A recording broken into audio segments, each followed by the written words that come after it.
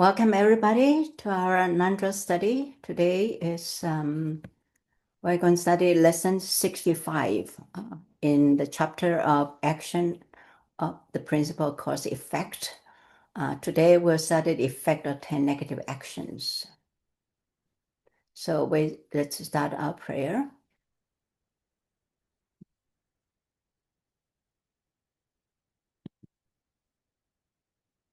Just a minute. Okay.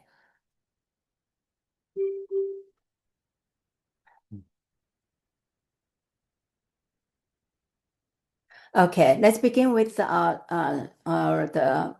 excuse me, how can I get? Yeah, okay, this is better. Sorry. Three supreme method, which Choyin Dojo gave us a very excellent webinar the other day.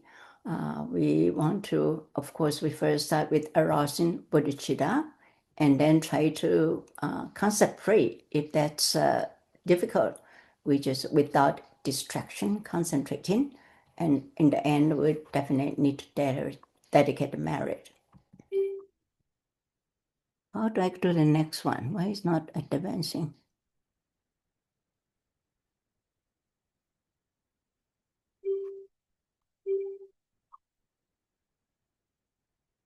Okay, I'll go this way. And also we adapt with our pure view. The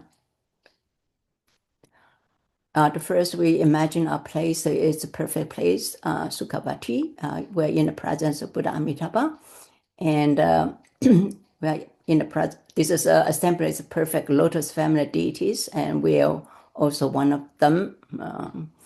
And we can imagine that. And then the perfect teaching is Mahayana, and it's timeless. So I found this picture, Buddha Amitabha, someone posted, I really like it. So when we imagine the pure vision, we could use Buddha Amitabha, just look like his face, so forth. I think this is very good to visualize as a base for our visualization. So let's put our palm together to go through the refuge prayer. In the Buddha, Dharma, and the Supreme Assembly, I take a refuge until I attain enlightenment. Through the merit of practicing generosity and so forth, may I attain Buddhahood for the benefit of all beings. In the Buddha, Dharma, and the Supreme Assembly, I take a refuge until I attain enlightenment. Through the merit of practicing generosity and so forth, may I attain Buddhahood for the benefit of all beings. And then you recite the third one by oneself.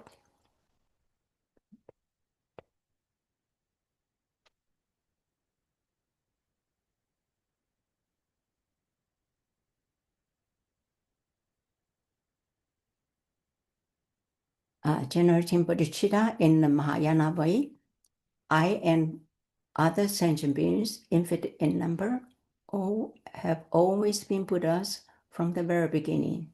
In acknowledge that this is how things are, I generate mind of supreme awakening. I and other sentient beings, definite, infinite in number, have always been Buddhas from the very beginning.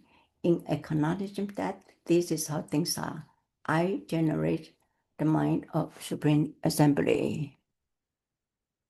7-line prayer. Ô trình ye chi nu chan tham pe ma ke sa tong bo la, yan chen chu ku nu tu ni pe ma chung ni se su da, ku tu khang dong mong bo ko, chi chi che sa ta ta chi, xin che la chi se su zo, ku tu pe ma si di. Ô trình ye chi nu chan tham pe ma ke sa tong bo la, yan chen chu ku nu tu ni pe ma chung ni se su da, ku tu khang dong mong bo ko, chi chi che sa ta ta chi. In the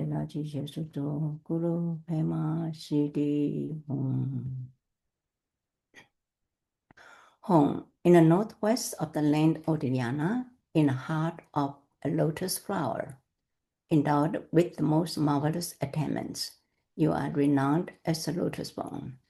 Surrounded by many hosts of darkness, following in your footsteps, I pray to you. Come, inspire me with their blessings. Guru Pema City Home. And Guru Yoga for Jima Punta Rinpoche. In the pilgrim of great sacred site, the five peak mountains, the blessed Manjushri's wisdom ripened in your mind. Jimmy Ponto, at the feet I pray. Inspire me with your blessings. Transmit the realization of wisdom mind. 你进入我境内，让康苏将把途径接纳一拉门，今美捧出下拉说话的，公主都怕破瓦经济路。So in this practice, we recite this prayer for a number of times, and then at the end we resolve resolution that our mind and Buddha mind and our Guru's mind are merged together. And this merging together is also very important for any practice. So I think we could do here to go through that merging, a very short video you could like to see.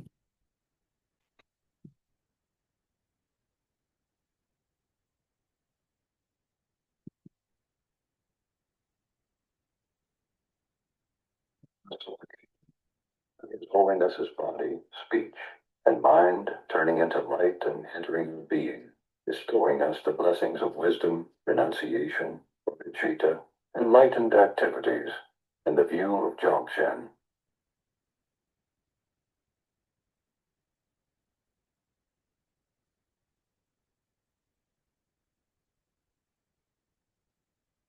The end, Guru becomes a sphere of five-colored light, which enters the crown of my head, dissolves into the center. Gain the blessing of becoming equal to the Guru in whom all the Buddha's wisdom is combined. His Holiness transforms into a radiant light of five colors, which condenses into a bindu the size of a small bean. The bindu enters the Brahma aperture and down into the central channel. Passing through the crown chakra, the throat chakra, it eventually melts into the heart chakra.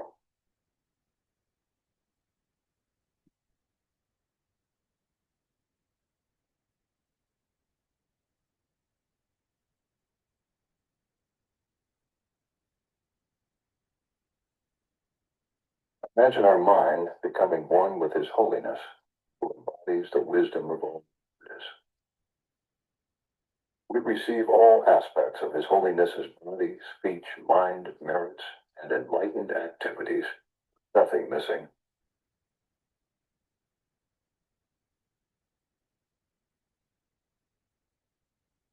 Meditate in a state of non-duality, where our mind is indistinguishable from His Holiness's wisdom mind.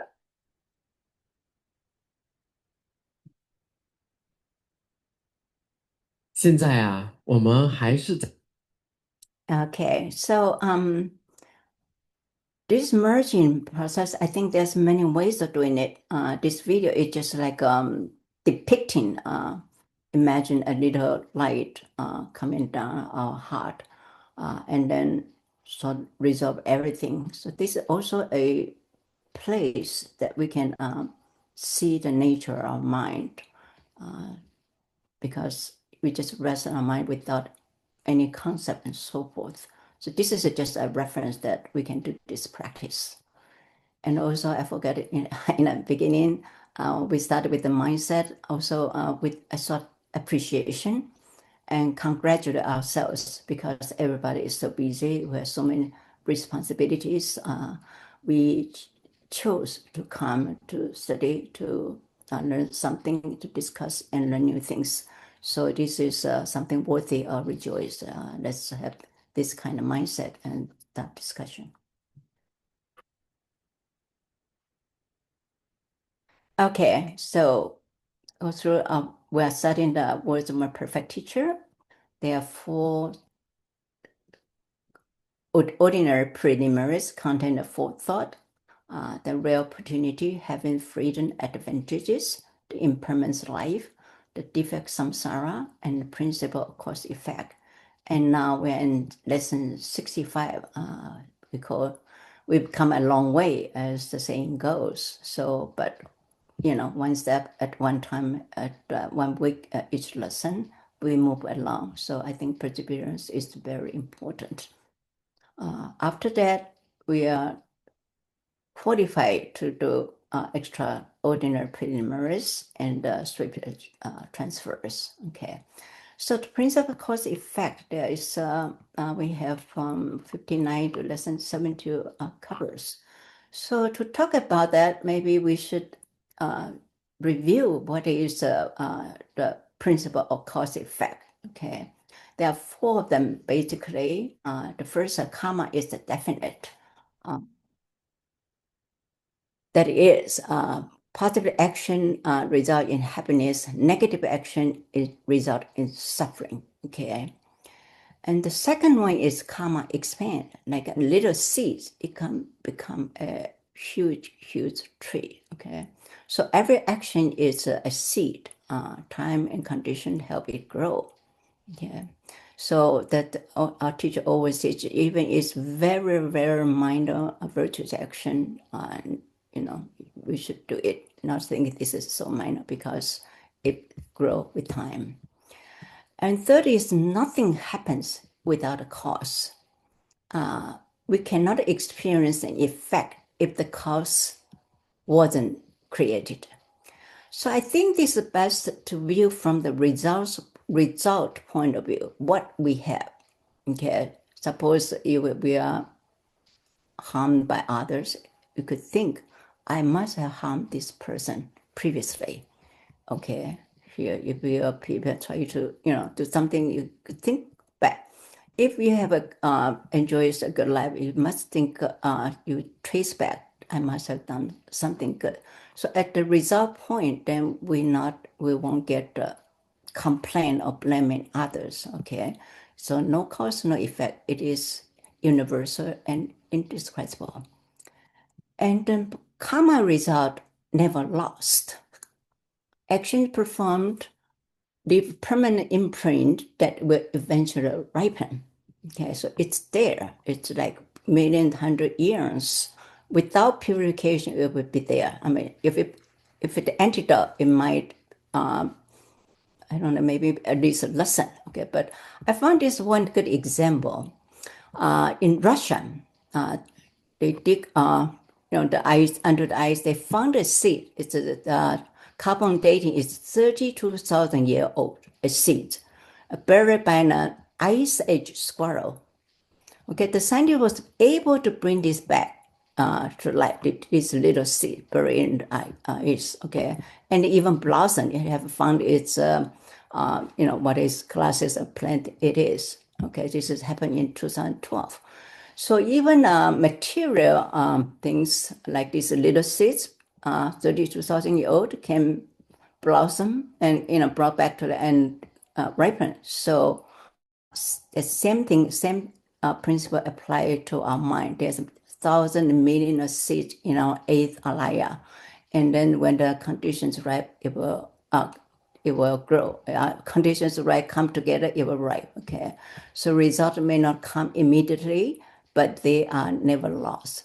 They ripen in their own time. So people sometimes blame karma, but karma or this karmic law is just like gravity. Okay, if you jump down the cliff, you will fall. You drop the glass, it will fall. It's because it's impartial. Okay. Karma is not judgment. It just works. It is not personal. It is universal. So it is not decided by God, or superior being or whatever. So we are the creator of our karma actually. So we always remember the four laws of karma. And then we also, in the previous lessons, we study what are the 10 negative actions. Basically, there are three, the body, taking life, taking what is not given, sexual misconduct. And then four for speech, lying, sowing discord, harsh speech, or idle chatter. And then the three for the mind, covetousness, want something belonging to you. And then wishing harm for others. And then wrong views, such as you don't believe cause, the the law of karma, and so forth. So among all this, the worst one is R2 is taking life, because every sentient beings love their life. If you take them their life, that's the worst thing you can do a sentient being. And wrong views will affect many things to do. So this is the two worst kind of negative actions. So today, in the principal cause effect, there are three major factors: negative action to be abandoned, and positive action to be accepted, and they all determine quality of actions. Okay, so in this negative to be abandoned, as I mentioned, we learned what is the 10 negative action to be avoided. Then we naturally ask, what would be the effect of this negative action? So effect of the 10 negative actions, and the Bahadur Rinpoche divided in 4 sections. The first is fully ripened effect, and the effect similar to the cause. Okay. Then conditioning effect means our environment, and the prolific effect basically talk about keep on growing. Okay, so today we cover these two aspects: the fully ripened effect and effect similar to the cause. Okay. And then we have 4 study questions. We will go through them one by one. And then we have text readings. Basically, we have 7 sessions, range about 3 to 5 minutes. The first regard to Campbell's pre-class reminder. First, we go over the fully ripened effect. Explain with these 2 readings. And the third reading is the effect similar to the cause, action similar to the cause. Actually, this is behavior effect. You could say this is a behavior effect. Okay, and then starting reading 4, we experience similar to the cause. We among the 10 negative action, we go through taking life, the first 2, taking what's not given in present. Okay, so we go to text reading 1.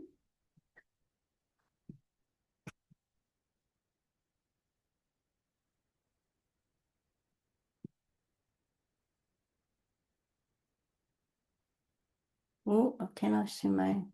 Do we have any volunteer to read text reading 1?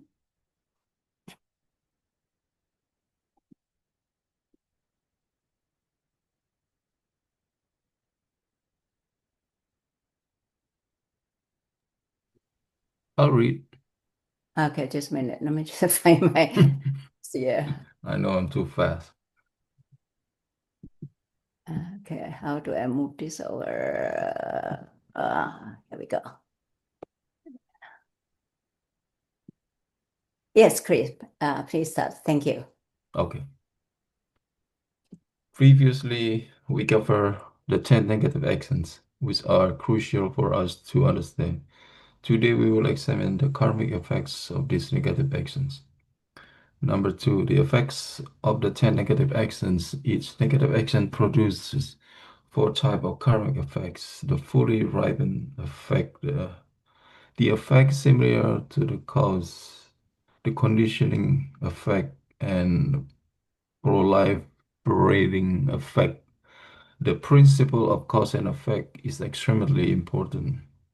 A practitioner must first develop unwavering faith in the principle of cause and effect, i.e., what goes around come around, meaning virtuous action bring happiness while harmful action lead to suffering.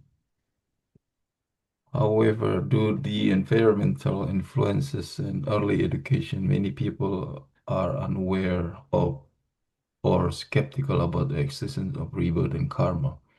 The intention behind action do not align with it. And worse yet, they may develop wrong views, even slander principle of cause and effect. As a result, their action might bring agony to their present life, and they will continue to suffer in the infinite kalpas of their future life.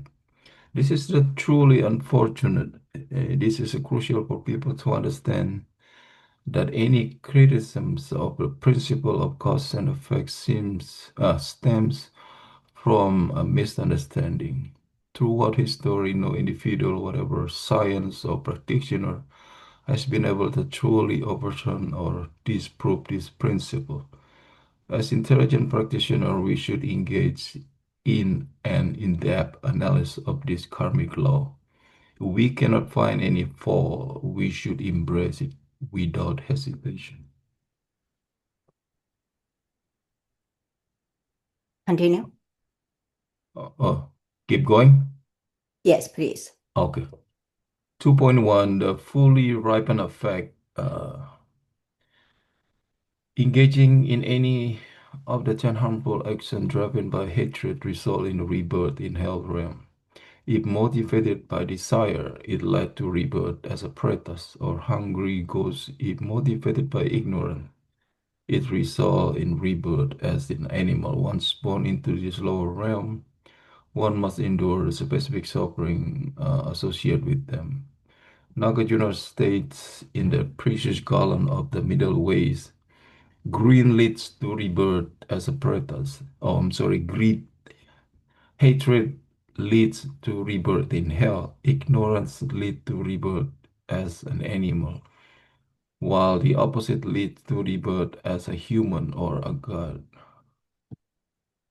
And Jews free from greed, hatred, and ignorance have the wisdom to see the bright truth. Thus, they can surely attain liberation from birth, old age, sickness, and death. When intense greed, hatred, or ignorance arise, if you fail to purify the corresponding negative actions completely, the fully ripened effect will inevitably lead you to a lower realm. The fully ripened effect refers to karmic result when the effect of various causes finally come to fruition. Master Yongming Yonshua record of the mind mirror state that various causes can lead to the same karmic effect, much like how various seeds of bitterness yield fruit that all taste bitter, and various seeds of sweetness yield fruit that all taste sweet. This is the distinctive characteristic of the fully ripened effect. Additionally, an intense of overwhelming impulse of desire, anger, and ignorance can cause prolonged and continuous accumulation of negative action will lead to rebirth in the hell realm. Yet the impulse of somewhat weaker and action fewer in result in rebirth as preta if the impulse is even milder and the action less frequent, it leads to rebirth as an animal. Therefore, whatever action you have committed will inevitably result in corresponding karmic effect. The Sutra of Great Heap of Jewel also states the virtuous and vicious action a sentient being has conducted always follow them like shadow. Our negative and positive action constantly follow us like a shadow.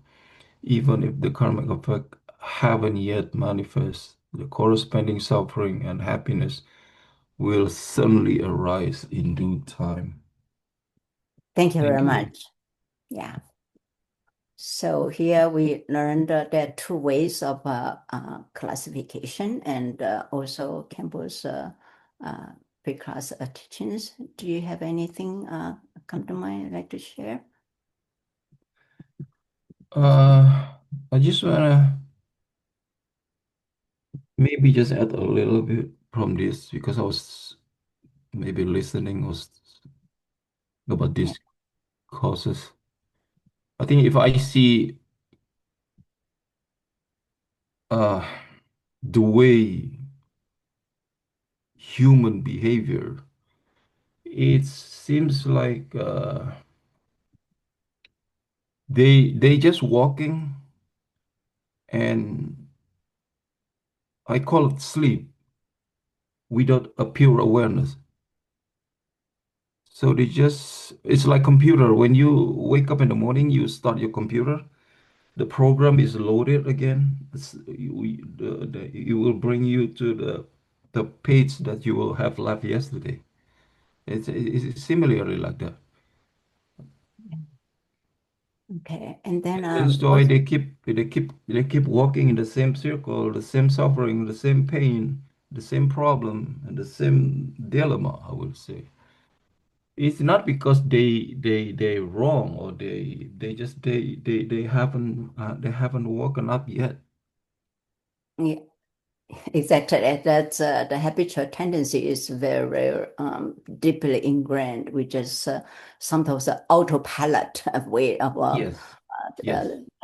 like and then so starting the Dharma, we become realize what our autopilot is going. We can still steer in the still wheel to a different direction. Yes. Okay. So,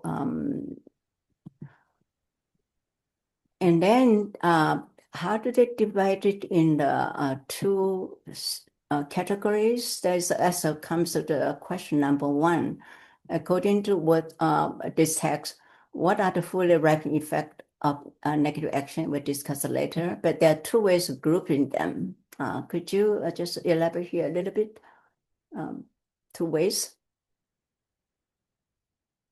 So the first is by the dominant afflictions, right? Like hatred. You want to just say a little bit about it? Yeah. Uh, Use me. I'm sorry, sir. Okay, I'll just summarize. Okay, so there, as Chris just read, there are two ways of dominant afflictions. Hatred and anger rebirth, Yes. cause rebirth in hell realm, and too much desire in the predator realm, and ignorance to the animal realm. So this is one way to group where you'll be reborn. And then it's according to the intensity of the afflictions, very heavy, real heavy your motivation and so forth. And then you rebirth in hell realm. And the middle one, even you are angry, but you are not that bad, it's just medium. Even you have hatred, anger, you might not be reborn in the hell realm. You might be reborn in the predator realm. And if it's just lighter, then rebirth in animal realm. So there's basic how group them in these two ways according to the dominant afflictions or the intensity and duration of the afflictions. Here's a question I think Campbell make the claim.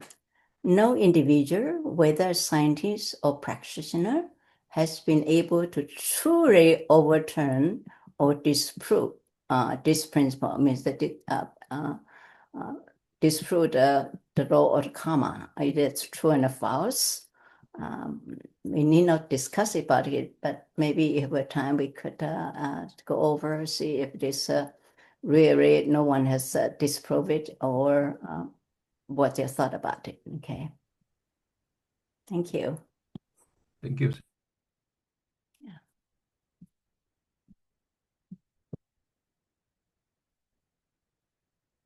Okay.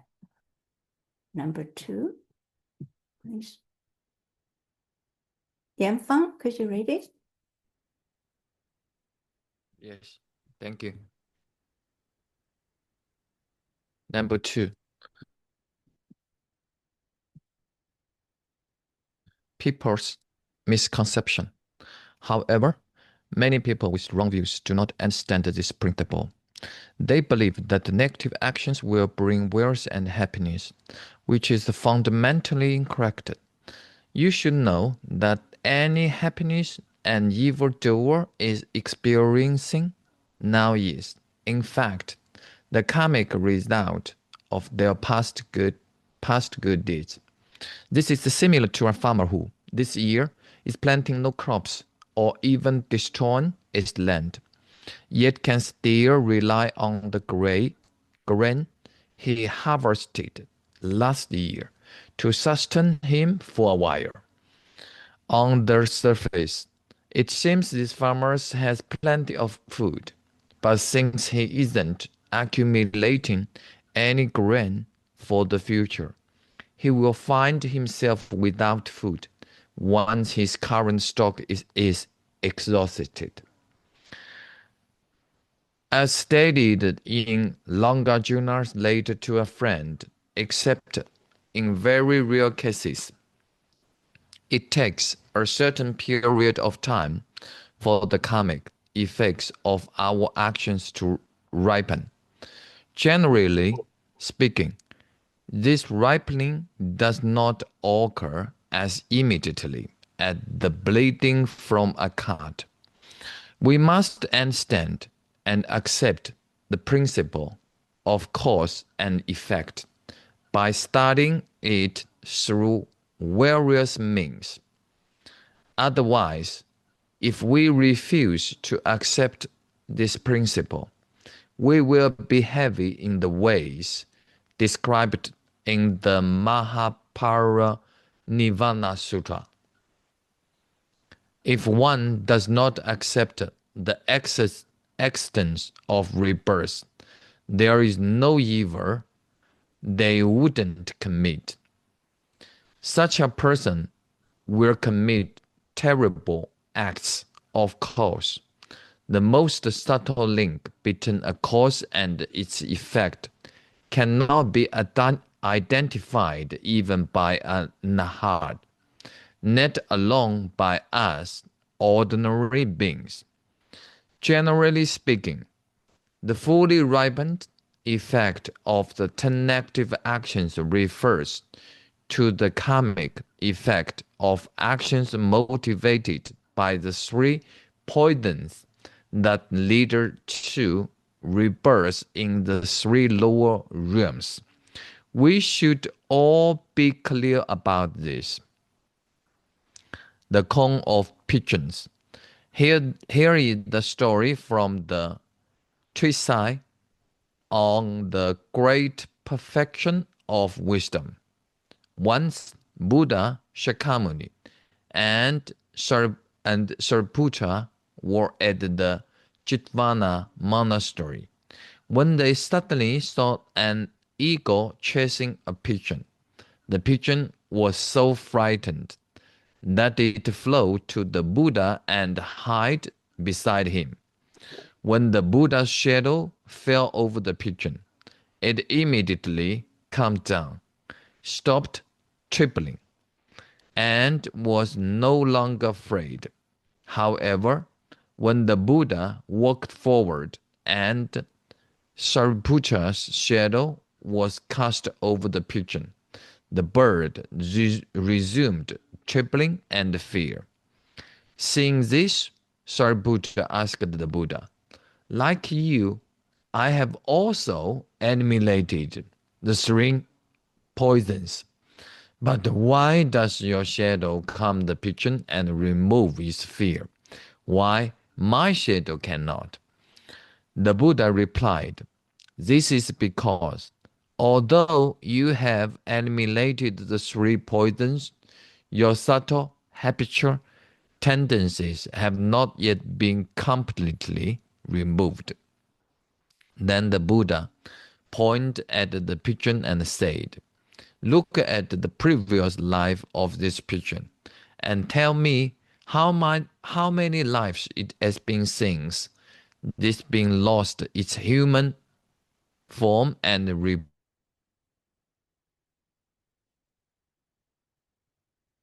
as a pigeon."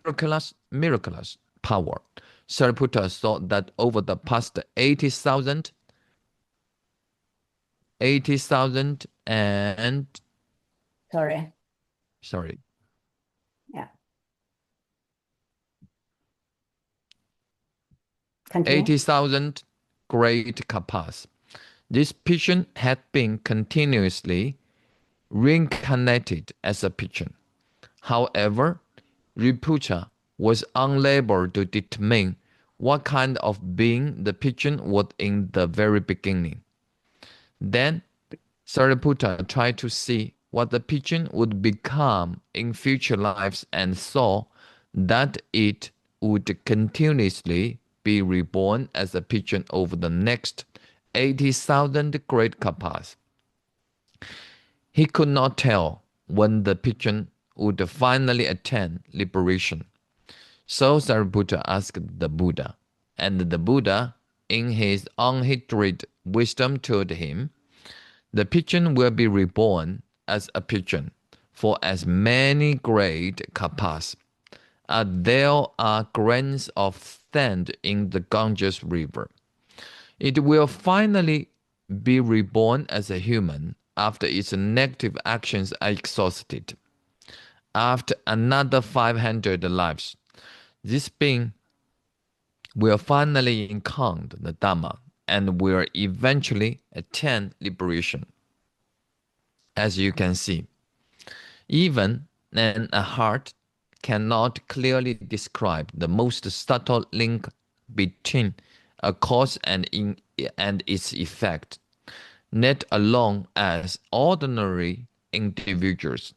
Some people like to talk nonsense, claiming things like, what you are now experiencing is the karmic effect of this or that action from your previous life.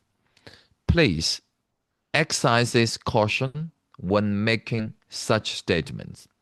If an heart is unable to clearly identify the link between a karmic effect and its cause, it is highly unlikely that we, as ordinary people, can accurately deduce the causal link through our fabricated thoughts alone. Thank you. Thank you very much. Yeah. So what struck you most in this reading? Yes, I in Is this there two things here, people's misconception and this the corner preaching. Go ahead, please. Yeah, sorry. yes, in this the first things I can fear that that the karma, especially for the evil karma, when when the pigeon when the pigeon want to clear the evil karma, that is not easy. That is not easy. Even a heart, it can see a long ago and a long future, but it cannot see the pigeon when we're exhausted all the evil karma. So that that is make me thinking why the pigeon is difficult, but for the human being, for the human being, that is the good karma for the human being, that the easy, very easy to exhaust. We we just like the money in the bank, we use the money very quickly. But for the pigeon, they want to earn the money. That is so difficult. So that is make me fear the the human lives. The human lives is real precious. So we should in this human life we should earn, we say, earn more money. We say we should accumulate more good karma and to to uh, to exhaust our bad karma quickly. That will make our next life, or we can enlightenment, will be more easy. Okay, that is the first things I make me more make me more careful about our human beings' life. We should precious of them. The second is with we say that The misconception. Talk about it. sorry, that is the last paragraph say that some people talk long things. What you are now experiencing is the karmic effect of this or that action from your previous life. You know, actually, some people like to say your previous life is what, and so at this life you are facing some problems, something like that. So in the campus aid, this is not easy to find. If someone say like that to me, I will be careful. Okay. Exactly. So we should not make false claims. Yeah, that exactly. Have to be careful about that. Even AHA cannot see it, let alone. Yes. Yeah. Yes. Yeah. Yes. Yeah. Okay. Thank That you. is my feeling. Okay. Thank you too much. Thank you very much. Yeah. So I think this is a real scary. Here in the Buddha said 80,000 kappas goes. This pigeon was the pigeon, and then 80,000 kappas, Greek kappa from now on. This pigeon will continue to be a pigeon. So it's like endless. Okay. So as Yaman sort of rightly pointed out, human birth is real precious. Maybe we were a pigeon for 80,000 kappas before. Now we have this opportunity. So we really have to treasure it. Okay. So another thing is, Campbell mentioned that the evildoer may enjoy happiness at life. So people might have misconception that, why this evildoer in past life he's enjoying such a good life. And Campbell say that it's because, like this guy, negative action bring happiness and wealth. But it is because he did some good action in the past. It just happened to mature in this life. So in essence, he's depleting his bank account if he's not making any new merit. Okay, so next life will be miserable. So this is an evil person enjoy happiness. Okay, so this make us think there is a karmic law working, but we cannot see it because karmic law, as I read so many times, it goes through the three lives: past, present, and future. Okay, we didn't know what happened in the past, but from what he's doing, this evil person in the future, we might be able to deduct maybe he will suffer its consequences. Okay, so this is one aspect.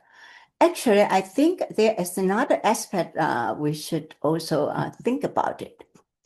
Actually, in the Diamond Sutra, it says, if a person is looked down or humiliated by others, okay, in here the context is somebody is doing good, why is being looked down? Okay, so there's the opposite side we should also consider. Why we suffer? I'm doing so many good deeds. Okay, so here the Buddha said, people see a person enduring humiliation and derision by others and wonder why. Okay, and the Buddha explained that this person present endurance or deep humiliation by others will erase the past karma. Okay, maybe this person is destined to go to the hell, but because this person was studied doing virtue deeds, he actually accumulated good karma, and then his very serious negative karma ripened as being scolded by others rather than going to the hell room. Okay, so this is another aspect. If we suffer a little headache, maybe we're purifying our karma to be reborn in the hell. Okay.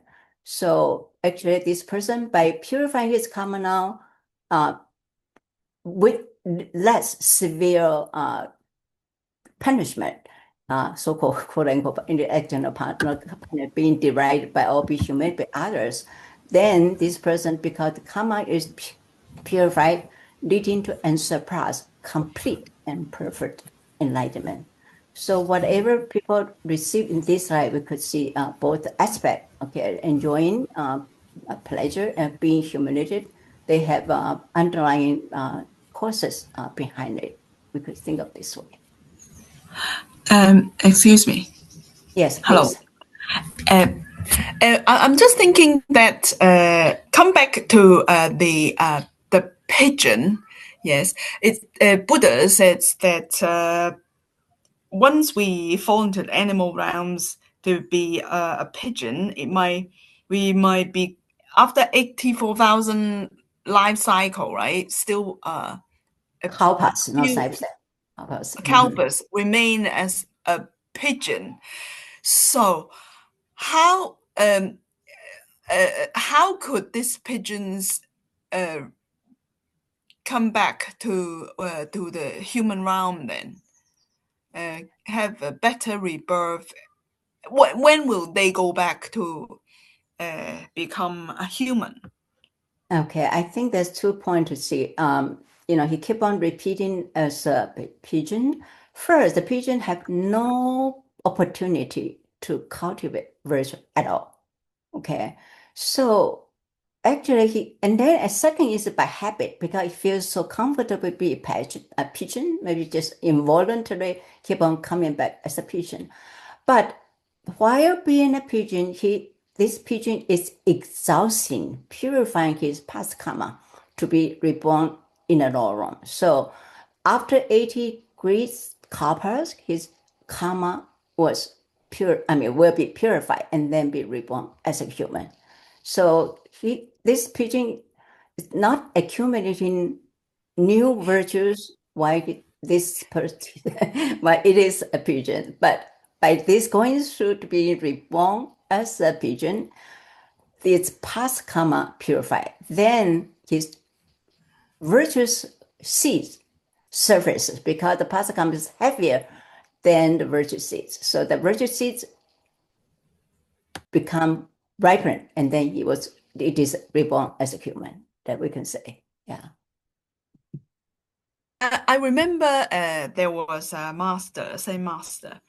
He said animals, once we fall into the animal realms, animals are very ignorant. They are very attached to their bodies.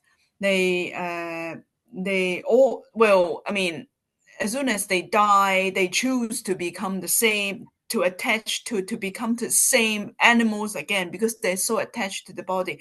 Even though they have positive karma, if they develop into a habit of develop into an attachment to the body, because of that attachment, do you think they might remain as an animals, even though they have the positive karma surface, surface to the positive, the seeds from the positive karma surface, resurface to Yeah, and then this is an attachment. I mentioned that habit. That's about because so comfortable. I think one example we can relate to, maybe we come to a junction, when in branch in highway. Sometimes we just by habit go to the older one we are familiar with. I did myself sometimes because it's just a habit. You just go, oh, I'm not going to take it. I should take the other exit, right? So it's a familiarity that we feel comfortable. We're so familiar. We just follow the old track again and again. That's, yeah, exactly. Also, you could say that attachment, because so feel comfortable, so at home. So that's why this pigeon is reborn again and again. So that's why we always have to check our habit. As I mentioned, the autopilot motion that we everyday life that we are doing that. So we have to be mindful. Why do I do this? Why is it? Is there any other way to I do? Okay. And actually, some people suggest that if you're driving to work, sometimes you might want to change a little bit different route, explore different ways of going to work, your office, and so forth. Yeah. Thank you, Kim, for sharing. So actually, this section related to question number 2. Many people commit immoral act without a second thought, and yet they get money and fame. Is this against the law of cause effect? Give your response. Anybody want to offer an answer? Yeah. So anyway, so actually they said, no, this is not against the law of cause, right? Because first, we'll review this again, but Campbell also said the cause effect is not like cutting with a knife, you see the blood right away. The timing of coming ripening karma does not ripen immediately. The worth, the fame they enjoy in the life are the results of virtuous actions and the generosity they practice in past life. Okay. new causes take a time to mature. Okay, like the person being derided by a public in the public. The negative action they're committing now are planting new negative seeds. These negative seeds will inevitably ripen into suffering, poverty, or rebirth in the long run in the future life. Once the momentum of the past positive are exhausted, so we're talking about exhausted can be in the negative way or the positive way. So the person, the evil person enjoy pleasant life now is exhausting the positive karma. And the person being derided by others, while this person is doing virtuous action, he is exhausting his negative karma. Okay, so going to aspect. So analogy of the field, just as a farmer who harvests rich crops today is reaping what they planted last season, even if they neglect or planting new seed. A person's current success is entirely funded by past merit. So sometimes people will be very careful, if, oh, you want to go to cruise and so forth. And they think, I better be careful. I don't want to exhaust my merit. Our merit is most important at the time of death, because without positive merit, we might become confused and so forth. So save our merit, reserve our bank account, don't just squander them. Okay. Thank you. And then in this too, I think in this too, we talk about okay, rating 3, we're going to talk about similar to effect. So let's go over this fully ripened effect a little bit, okay? In Chinese, we have very strange translation of fully ripened effect called 异熟果, means maturing differently. And then English is the fully ripened effect. Okay, so I was a little bit puzzled because when I read Chinese, this means 艺术果. Okay, so actually, in all this reading, you could see there's the hiding in these sentences. Okay, Master Xuanzang translated this as the deep meaning in there. Okay, Vipa means different. Okay, Kappa means, let me see, actually this means mature or ripen. Okay, so he differentiates into also our tutor, Senshi Kempo Zhichen, he explained in this courses tutoring. So it's a maturation at different times. So we heard that, right? Karma also follow us like a shadow, arising in due time. The time lag is incubation period requires for the shadow to become visible. Also incubation for a seed, like some tomato ripen in this planted in spring, we can harvest in fall. But for a pine tree or something, it takes a long time. Even for ginseng, it takes 7 years to harvest, okay? And then the second is maturation, a different category. This is a little bit difficult to understand, okay? But where very strong manifested, they delivered an erring experience of pure bitterness or sweetness, exhausting all that while leaving our fundamental agents intact.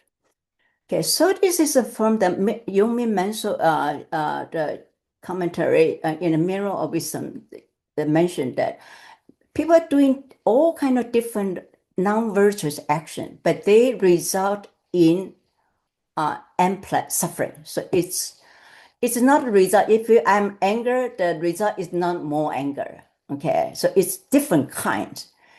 I'm very angry, the result is suffering. Suffering is neutral in such a sense. Okay. If during the suffering we have some negative feeling come out, that's our choice. Okay, so this is also Yongmin mentioned that doing good deeds, they all harvest sweet fruit. Okay, so your positive action does not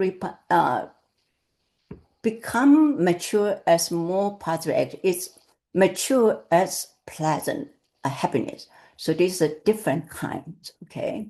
But this is the law of karma. It's not repeating our negative action, but deliver a neutral result, okay? The second is maturation for transformation. A fleeting thought anger does not instantly manifests a pool of molten iron. The seed constantly matures and multiplies, takes time. And this is a mechanism of karmic multiplication, the organic transformation of inner mental intensity into our outer physical form. So I think another way to look at it is just to find a quote in our teaching, okay? Maturation at different time, okay? Campbell says, it takes certain length of time for the karmic effect to action to ripen. So this is a different time, okay? Our negative positive action consistently follow us like shadow, okay? It takes time, but it's not disappearing. Okay, the second category, maturation, a different category, okay? Different negative action cause all yield a bitter result, while different positive result yield a sweet result. This is explicitly called maturation as a different category. So we read that, right? And I quotes. And maturation through transformation. The karmic effect of action motivated by three poisons that leads to rebirth in three lower realms. Okay, so three lower realm birth there is, in essence, it's not positive and negative. It's just the result. Okay, so maturation through different kinds of result. Anyway, this is my curiosity looking into that. I think actually Master Shenzong's translation is more closer to the original Sanskrit, okay? But in English is very different to translate, it causes confusion. So English translation take the maturation part, this pala part, without translate this with, that means different, okay? Anyway, so this is what we could say about this part of fully mature effect. Any question or comment on this? Yeah.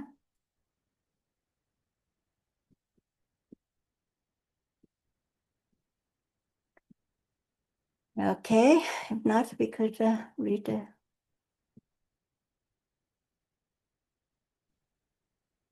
Here we go. Kim, would you like to read?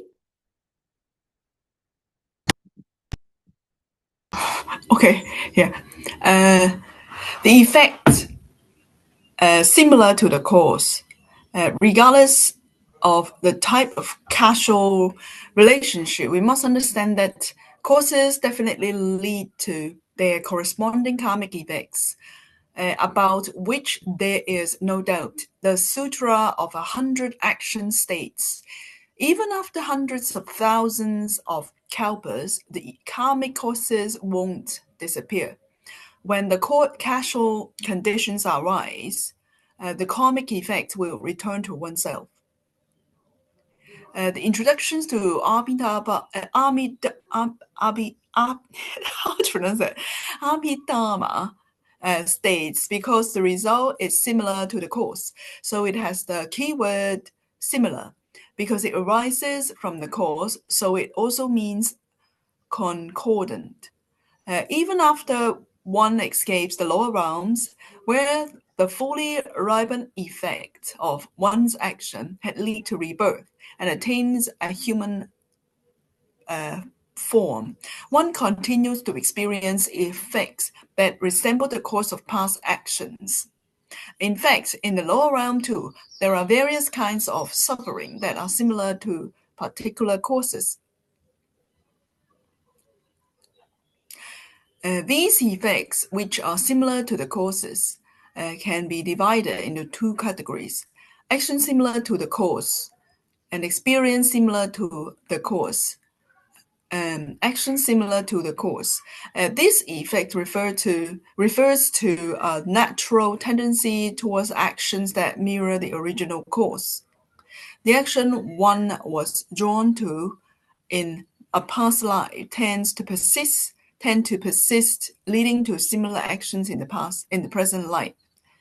For example, Bhikkhu Bu was often reborn as a bull, causing him to ruminate like a bull when eating. One bhikkhu frequently jumped around while walking because he had been a monkey in many of his past lives. Another bhikkhus had attained certain realization but still enjoyed looking in the mirror, as he had been a prostitute in many of his past lives. Jigme Tempe Nyingma Rinpoche presented the way of the Bodhisattvas exceptionally well at the age of 8. Pachu Rinpoche proclaimed Jigme Tempe Nyingma can teach the Dharma at 8 years old. This shows that the teachings of the Nyingma school are thriving with a bright future. The great Jigme Phuntsho Rinpoche recited the Manjusri mantra immediately after his birth, demonstrating his extraordinary affinity with Bodhisattva Manjusri from a past life. Teresa Tang, a renowned Taiwanese singer, had a passion for singing from very early age. A young girl in Myanmar would scream at the sight and sound of an aeroplane because she had been a Japanese soldier who was bombed to death by an aircraft in her past life. What causes these varying habitual tendencies among living beings? It is their respective effects, similar to the causes. From birth, each of us behaves in a distinct ways driven by different karmic impulses. If we engaged in killing in previous life, we may still tend to kill in this life. If we stole in a past life, we may still feel inclined to take what is not given in this life, and so on. Even within the same family, a sibling may exhibit contrasting tendencies. Some may take pleasures in harming or stealing, while others naturally avoid such actions and are inclined towards virtuous behavior. Some naturally enjoy hearing, contemplating, and meditating and can immediately recognize the merit of positive actions, whereas others are filled with wrong views and show no interest in virtuous actions. These inclinations are the lingering effects of past actions, known as the effect similar to the cause. This effect also applies to animals.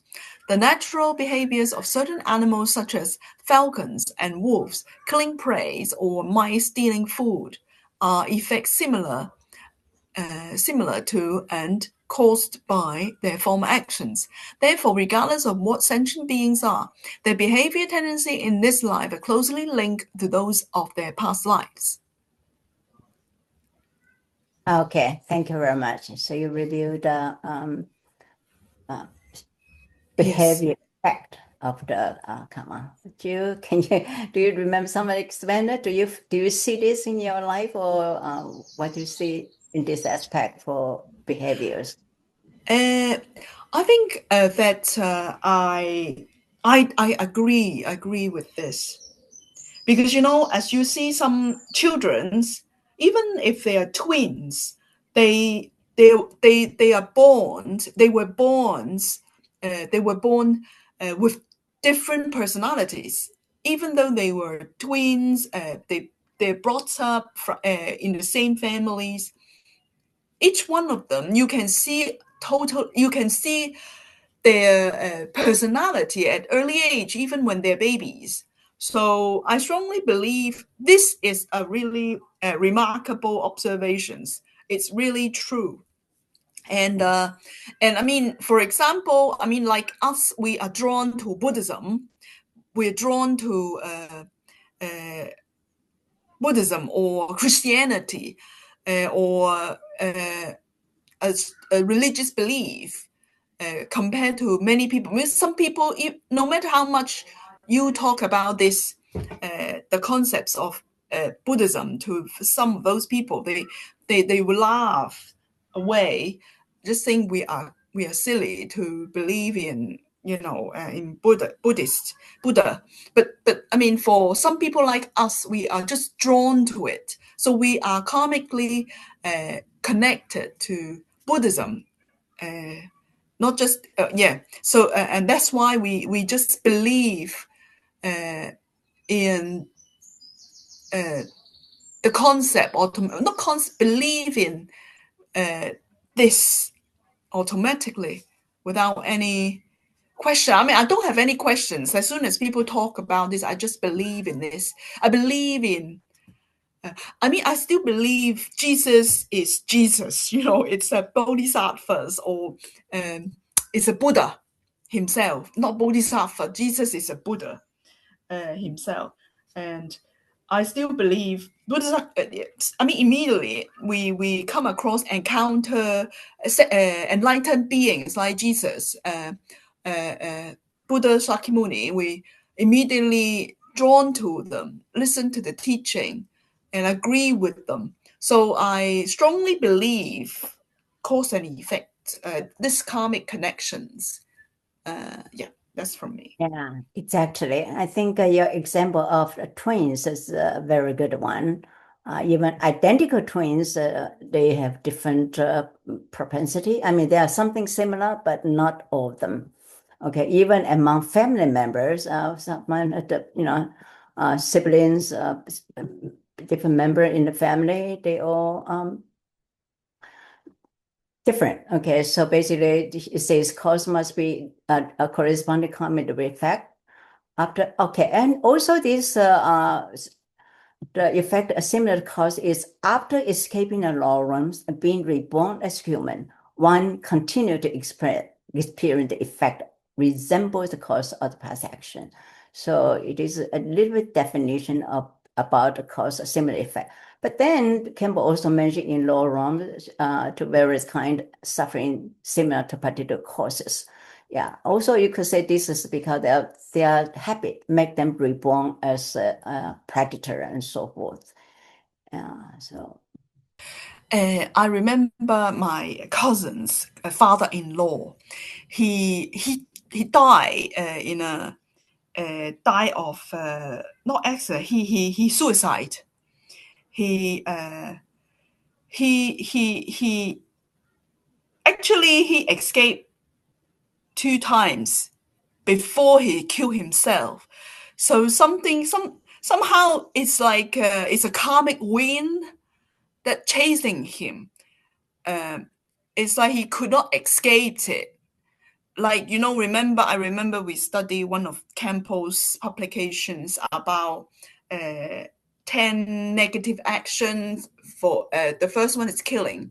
So if we did that to somebody in a previous life, we fall into the lowest realm because of killing. And even after we spend kalpas in hell, and we come back to the human realm, we still need to suffer the similar things. Do you remember? Similar cause we created in the past karma, such as killing. You might need to be killed, even if you reborn as a human this life. My cousin's father-in-law had business in China, so he went there with his family, with his son. They drove along a highway, and they crashed in a car accident, and he's 3 of them in the car, and the brother-in-law died instantly, and the son was conscious, so he carried his father, who was the father-in-law. He carried his father out of the car, and as soon as they left the car exploded. So he escaped that time. So my cousin's father-in-law went back to Hong Kong, and then after 2 years, after 20 years perhaps, or after 10 or 20 years, I couldn't remember, or yeah, I think it's 20, after 10, 20 years, for the 3 or 4, 5 years before he killed himself, he took he went for a diagnosis, or he went for some. He collect. Well, he developed high, the thyroid disease, and the doctor prescribed overdosed medications for him. So he was in fact overdosed with the hormones. So he developed into he couldn't sleep because it's too much. The hormones intake too much, is overloaded, so he couldn't sleep every night. He suffered, and then he developed into depression, and then and also with the overdose, so he just jumped out of the window one day after 4 or 5 years of suffering. So it's like he escaped the first death, and then after 10 years, and he was on medication, suffering for 5 years on the overdose, insomnia, and then he killed himself.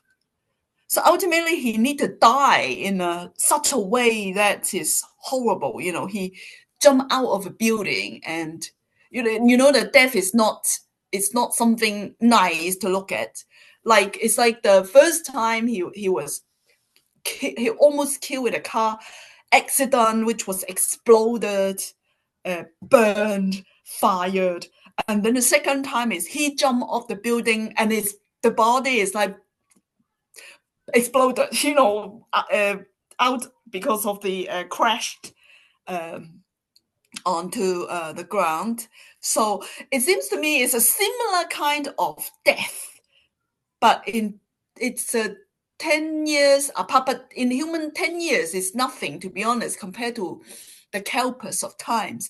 But it's like it's not a coincidence. It's not coincidence. This is something we need to look at. It's not a coincidence, because two chances he could have escaped. They're not connected, but somehow it's a similarity there. So something we need to, what Campbell taught in the book, it's really real.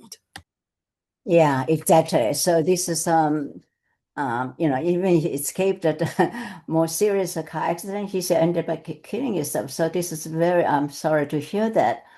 But actually, suicide is also a killing, taking life, taking your own life. Also, and I think that lamas always teach you that if one commits suicide, they have become a tendency to kill themselves life after life. So actually, we made a little video. Chatutuka Rinpoche talk about the suicide in an interview. Maybe we'll post it again. Let's review that. Killing by self is one of the worst way to die. And then every 7 days, we, the person that commit this will relive the horrible moment and death again, and then maybe again, killing themselves. So so in this case, if he dies in the first time in that car accident, could have been I'm not comparing these two, which one is better, but the first time could be better. No, I mean, compare the two. So that's why the people karma is so complicated. You don't know which one ripened first. Maybe it just you could say maybe some virtue he did at that time, was not killed at the car accident. But anyway, but as soon as his seeds, he's depressed for 10 years, that's the seeds for the suicide. It keep on growing until mature. So it's very unfortunate. But anyway, so I think this is a good time to review the third question. What is effect similar to the cause? Okay, explain the action similar to the cause, experience similar to the cause. So we only deal with the first one, the action similar cause. Actually, this is called behavior effect, we could say that. Okay, so action similar cause. Okay, the effect similar cause means that even after a person had entered fully ripened effect, endured to be reborn in the lower realms, and is finally born back into the human realm, they still carry residual traits that mirror the original negative action. So in this reading, we studied the action similar to cause. It refers to a being's instinctive behavior tendencies, habit, or preference. Even within one family, sibling also have different. A child or an animal may naturally delight in crushing ants or hurting small animals. This internal habit is action similar to the cause. Okay. So here, maybe you can move to the second part, the experience similar to the cause. Nim, could you please read? Nim, Afisha? Yep. Please. Okay. No need to seek divination about past or future lives. Thus, a person's past life can be reflected in their actions in this life. This is why it is said in the sutra, to know what you did in past lives, look at what you are now. To know where you will be born in the future, look at what you do now. To determine whether you were a good or bad person in a past life, simply examine what kind of person you are, what kind of person you are in this life.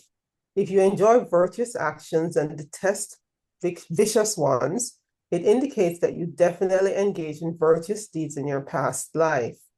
Conversely, if you prefer vicious actions and show no interest in virtuous ones, it suggests you were an expert in vice in your past life.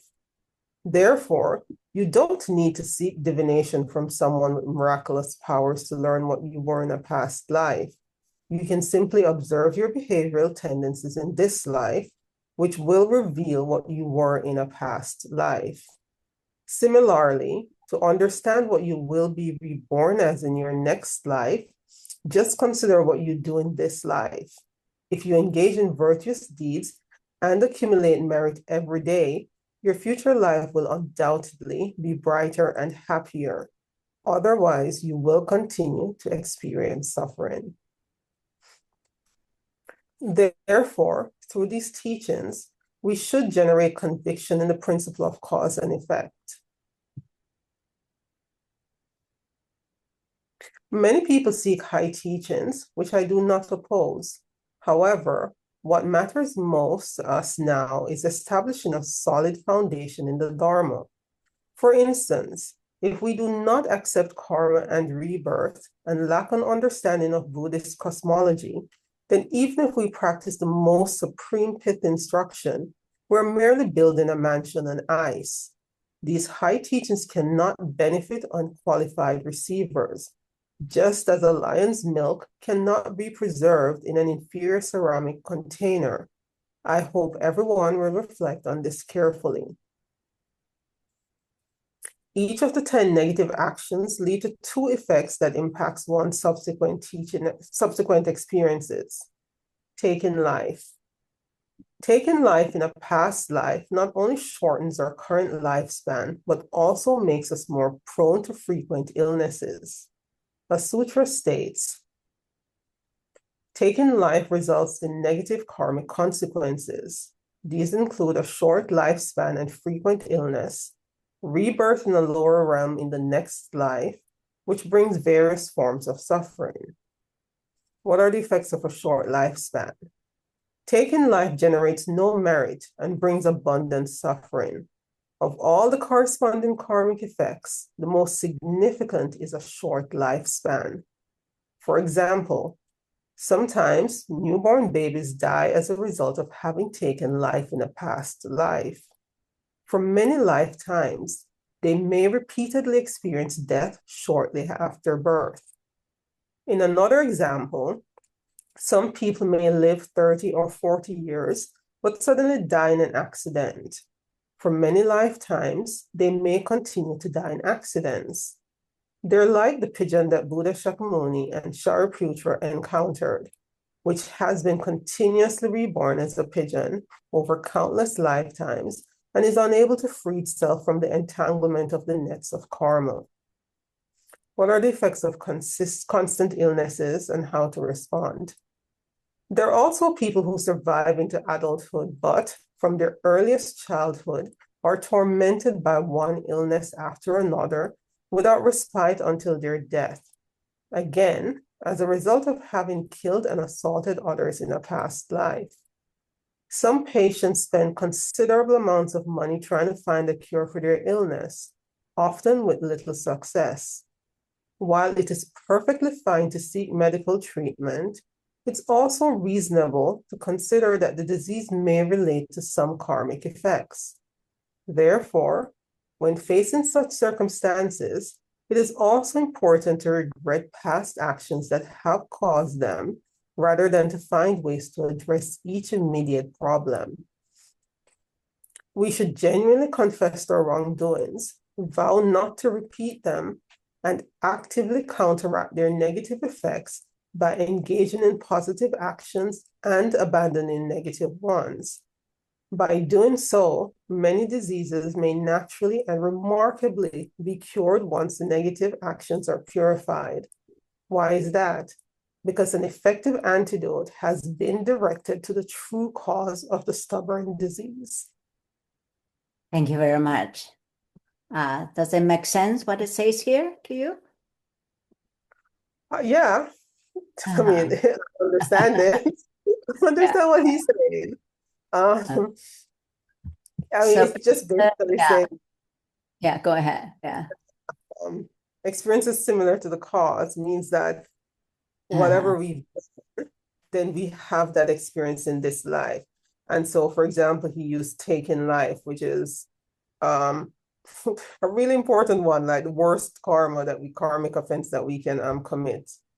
And he's saying for that one, what the results of that is the worst thing, again, a short lifespan or frequent illnesses, even if you have a relatively medium length lifespan.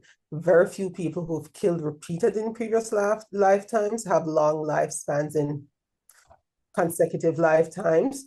And I guess the worst thing about that is that once you have a short lifespan, it's highly unlikely that you'll meet the Dharma. Like there's no way a newborn baby who dies instantly after being reborn is going to meet the Dharma. And if you're constantly ill in this lifetime or in a present lifetime because of killing karma from previous lives, then it's highly unlikely that, I mean, people can do it, but it's highly unlikely that you'll practice the Dharma effectively or as much as you could if you were healthy and in a situation where you could practice and have access to the Dharma.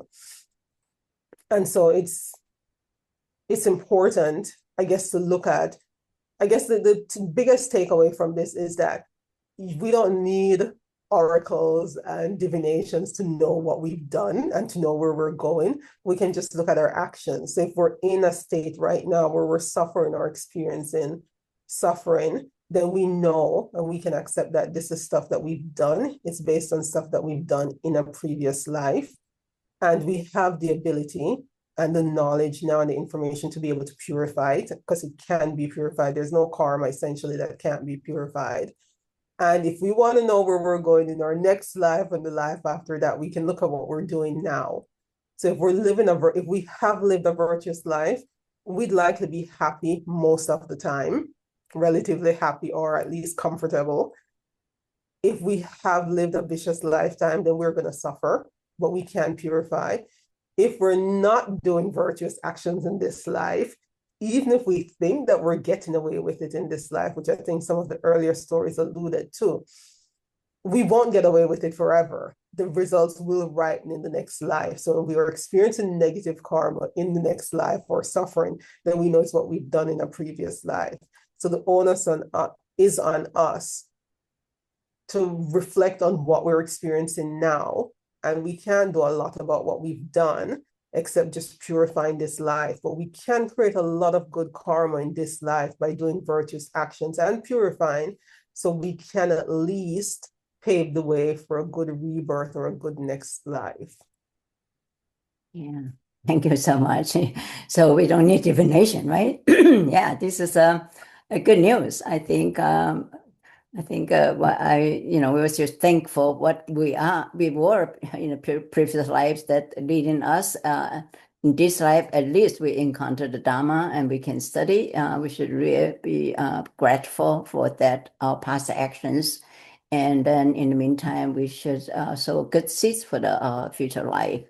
Yeah, this is very important. And also, even we know that people just learned that even people constant illness, we should not say, oh, because you did commit the killing life and so forth. Maybe just advise them, maybe you could try to whatever purification or building more merit in different ways. Okay. So in this reading, there's no need to seek divination of past future lives. And then also Kempo remind us we should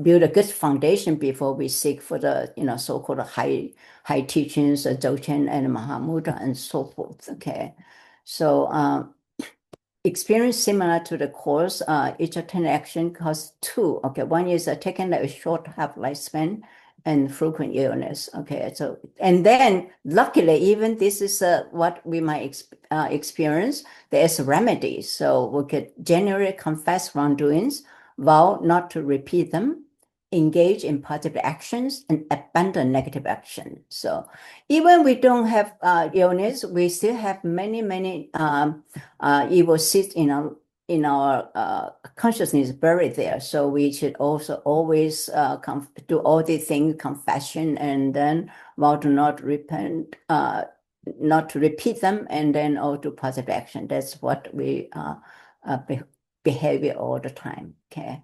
Thank you so much. Okay, now we can move to the next reading. I want to ask a question. What Yes, is short lifespan? How do we define short lifespan? 40 years, 50 years, is it short? Okay, What is short? Depends. Short means as a human being die of natural cause, maybe illness here and there. But usually I think the lifespan now for male, female, maybe, I don't know, maybe 70, 80 something. And then maybe early 70, it's a different. There is statistically talking about how long a human live at this moment. Like if maybe a few thousand years ago, people live lifespan much shorter because they like medication and sanitary and so forth. My lifespan maybe 50, 60 something years. But if this degenerate, I think human, according to what is around 100 years. Okay, but because not everybody live that long, but there is statistically what normal human being live, that's called a normal lifespan. If shorter than that, die from accident, illness, or whatever, then that means a short life. Yeah, that's clear. We cut short. We just say we cut short, right? And my baby born died right away a few days. That's a life cut short. Yeah. There was a tantric master. He wrote a lot of tantric teachings. He died in 50s or 50 something, but I believe he had generated lots of merits throughout his life. So I mean, in that case, 50 is not short. Then it's not a short lifespan, right? But then if we use the 100 years as a mark, as a benchmark, then 50 is short. So that's why I just think that it's I think this is life actually can be defined in two terms, defined in numbers. Okay, as they say, 100 is long, 50 is short, but defined in number, if value also. If they made a lot of contribution to humanity, then that's life. In number might be short, but they did enough. Sometimes great bodhisattva. If you read all the great just life story of the great masters, most of them not very long life. Like Mipa Rinpoche died in the 50s and so forth. Many great masters died, not ripe in the old age. They know their missions completed, so they pass away. There's very causes and factors behind all this. What we are talking is generally speaking, okay, statistically point of view. This is what discuss what is long and short. Yeah. Okay. So let's move to reading text 5. Any volunteer? Oh, Bart, you're here. Welcome. Could you read this? Yeah, hello. Yeah, hi, welcome. Yeah, could you Yeah, continue this text yeah, reading? I can. Yeah. Mhm.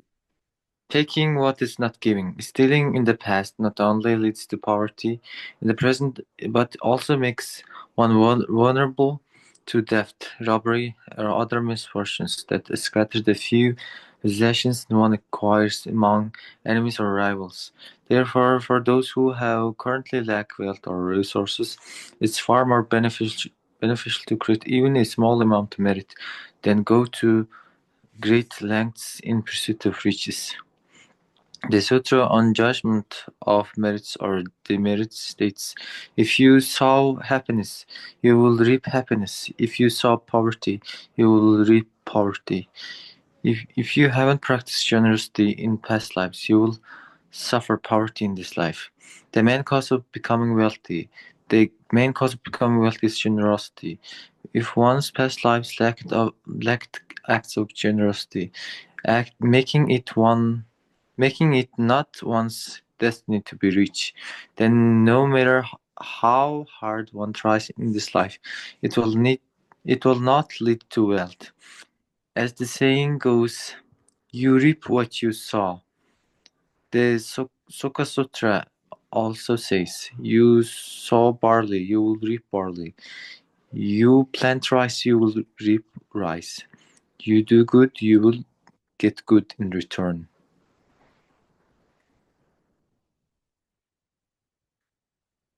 You do bad, you will get bad. And the nature of causes and their suffering and their resulting effects is consistent. Thus, a poisonous seed cannot yield medicinal fruit, nor can a medicinal seed yield poisonous fruit. Of course, some special cases are acknowledged in Buddhism. For example, one may have initially committed a wrongdoing, but after purifying those negative actions before Supreme Object of confession, the object of those wrongdoings may not have ripened, and the act of purification can further become a source of merit.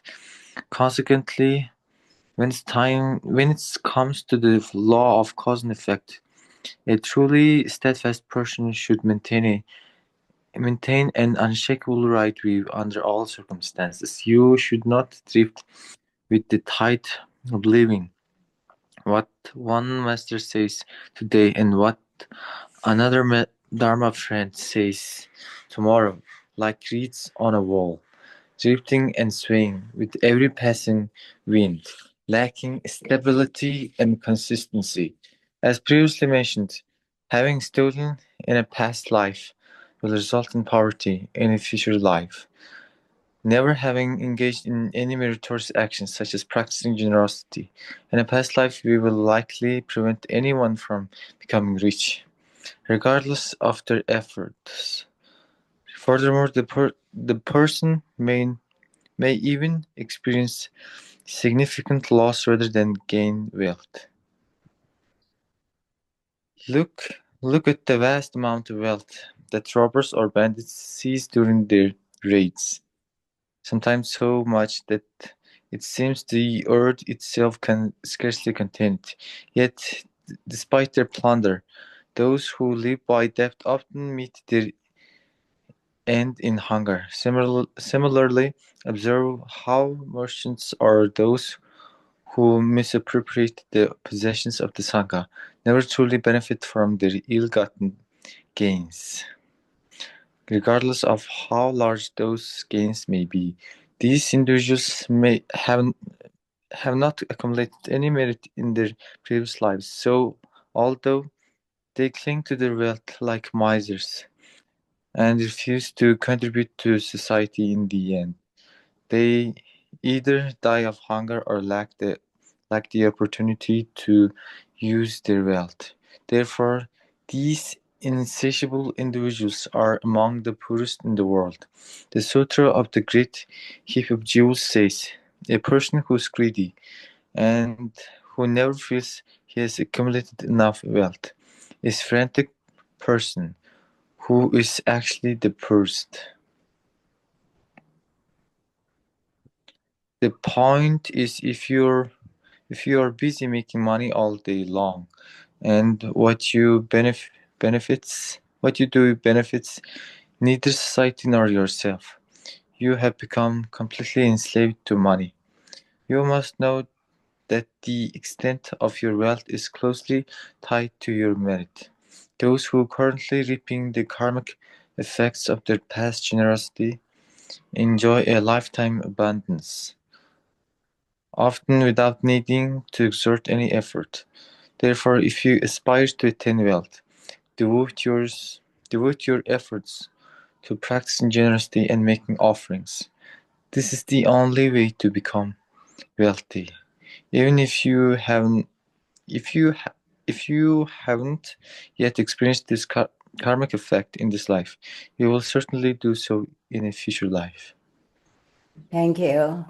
So have you learned how to become rich now? Yeah. Yeah. Yeah. But Yeah. before I'm going to summarize this. Summarize the text reading. Okay, please. Why? I want to express my when I tell you, I called you sometimes, and I was preparing my exam, and I'm just feeling like I'm going to fail, but I just prayed to the Guru Rinpoche and prayed to Guru Rinpoche so fiercely, and do my exams and prepare my exams, and I really made it, and I passed all my exams because of the Guru Rinpoche's blessings. And I really want to acknowledge that. Yeah, and the taking what is not given is when it's related to our inner after environment. It can lead us, if we steal from others, they will, after appearance of the environment can be very harsh environment. There is droughts, or just crops fail without no reason, even if the person is working so hard and just like moving a mountain to the another place. Just that kind of effort is exerted, but in the end, the person is not getting even much of a needle, because there's a past connection between their former lives, and he has not created any giving or dana or paramita of dana, and but I think the have to be rich is not about keeping the money, keeping the money tightly. It's about giving. The cause of becoming rich is giving, not saving, just strictly and stingy. Just put it in your bank account and just nothing do about it. But I think uh, you're just saving your money and just nothing do about it will create subtle imprint in your mind that I'm not going to share, and that's very subtle. The subtler the impression or imprint, that effect imprint is can create more results than the gross imprints. And even if he's not doing about his nothing about their money, it will lead to poverty. It will lead to the lower realms, or just will they will happen to be not receiving not enough from others. And there's a certainly law of causality, and there's always reminding us, there's always back and forth in movement. If we wish others happiness, we will get happiness. If we give our possessions or wealth to others without no ulterior motive, we will get benefit in the long term. Yeah, thank you so And much. yeah, Exactly. Yeah. Congratulations that you passed the exam. I think it's Bart is a college student, very busy with keeping schoolwork, but he still very diligently studied the Dharma. We rejoice in his effort. And also, Bart, thank you. When new people coming in, you always send out this very warm and informative greetings and make them feel home. So thank you for your effort in that. thank you. Thank you. That's a really nice gesture for a newcomer, and you share what you're reading of the right view and so forth. So to give them encouragement, I think this is a great Dharma offer you did. Thank you again. Yeah, but as far as your sharing, I think it's very true. I think most people don't know this. People can try so hard, try to make money, and then two people doing the same thing, and other people just reap the result, the other no result. So whatever causes are buried behind is it's because they had not practiced generosity in a past life. So the result coming here, the taking what's not given is poverty, and they're also vulnerable to theft, robbery, and misfortunes. So Campbell advised the main cause of becoming wealthy is generosity, and also has to be pure generosity, and devote our effort to practice generosity and making offering. That's better than try all kind of even illegal means to get rich. That's not the way. So a greedy, stingy person is the poorest of all, and then they can never share money and so forth. Yeah. So this also comes to the question number 4. What I experienced similar to course for killing and taking life. Okay, review the last reading. Killing is short lives. A person's life is cut short unexpectedly through accident, sudden disaster, or violence. And also the other effect is frequent illness and lack of vitality. A person constantly plagued by chronic illness, pain, and low energy. Okay.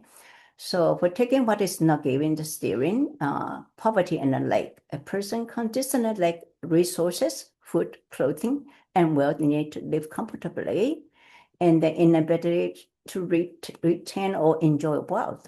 Even if they manage to acquire wealth, they do not enjoy it, or their properties are constantly lost to disasters, stolen, or shared by untrustworthy company, leaving them with nothing. So we should be careful about it. Okay, let's go to read number 6. Time running short. Excuse me, and Go the ahead. group study is so important, and I just listened some campus lesson, and which is Bodhisattva, way of the Bodhisattva, and he said that if one can learn the Dharma on his own, it is good, but in the long term, it's not that can be good, but in collective study is more important. That's why the universities are in a classroom, and there's a lot of many students are coming and studying together. The collective study is more important than just studying on your own. I really appreciate the studying much more than ever. Just after listening that campus comment on study studying collectively. Yeah, thank you very much. Exactly. I think, when I study, we may use our conceptual thinking alone. So in a group study, we have collectively read together, and then in a different environment, and our senses open differently. So that's I know everybody's busy. It's difficult to find time, but still, it's I consider it's a worth for investment of time. How about that? Oops. I think I have a number.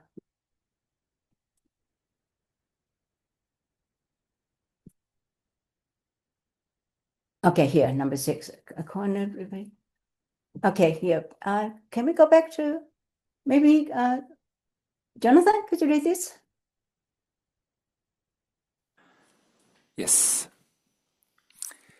The continent of Jambudvipa has a unique power regarding the effects of action, making it likely that actions performed early in life will manifest later in the same lifetime, or in exceptional cases, immediately.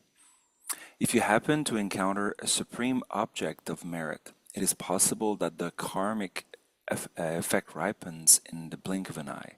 Here's a story from the Sutra of Wise and Foolish. Once there was a poor man who made a living by cutting and selling firewood. One day, he met the Pratyeka Buddha who had no food to eat, so the poor man offered him all his food. The poor man then went to cut firewood on a mountain, where he saw a rabbit. He threw his sickle, which killed the rabbit, and he immediately fell to the ground. When the man went to fetch the rabbit, it transformed into a dead man and jumped onto his back, holding his head. The poor man was very frightened at first. He dared not go home during the day for fear someone would see this. He had to wait until nighttime to carry the dead body back home. Upon arriving home, the dead body fell to the ground and turned into a golden man. Later, the king overheard this and came to see the golden man. However, the king could only see a dead body, which in his eye, the eye of a poor man, appeared to be a man made of gold, a body made of gold. The poor man offered a bit of gold to the king. The king has never seen such gold before, so he asked the poor man where he had obtained it. The poor man explained his offering to the Pratyeka Buddha. Overjoyed, the king appointed the poor man as his minister, showering him with various honors and privileges. Many similar situations occur in today's society as well. Some individuals were initially quite poor, but after encountering extraordinary circumstances or making exceptional aspirations, they naturally became wealthy.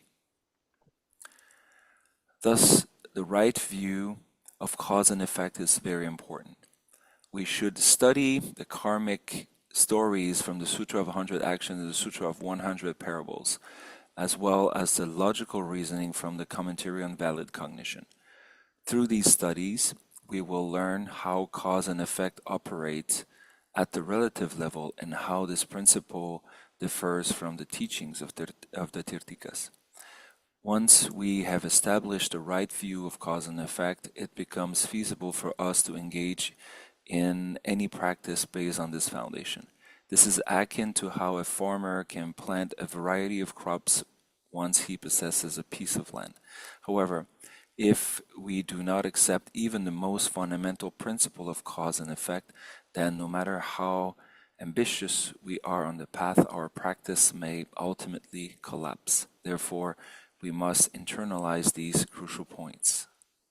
Yeah, thank you so much. So, what do you think of this koan?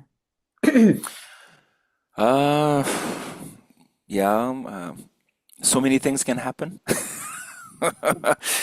Yeah, I don't have too many things to say about this here. I think it's, you do something and then sometimes you reap the effect right away. Sometimes you don't. Sometimes it's very positive. Sometimes, sometimes it might appear negative and then turn out to be positive. Look, I think it's pretty much, sorry, I don't have much to reflect on this specific part. Thank you. That's interesting. So actually here, I call it immediate. I remember, immediate comma ripening, the woodcutter and pigeon. So why is so powerful? Actually, that is because the object is very heavy. Okay, so according to Buddhist teachings, there are three mighty fields of our virtue. Okay, so the first one is the merit field. Okay, the field of blessing and merit means Buddha, Bodhisattvas, and our teachers. And second is the field of gratitude, kindness, which include our parents who gave us a body. I think also include our teachers who are kind to us. Okay. And then the third is the field of compassion, means that the impoverished, the sick, the what is it? The destitute and so forth, the people that need help. So in Chinese, it says that, let me see.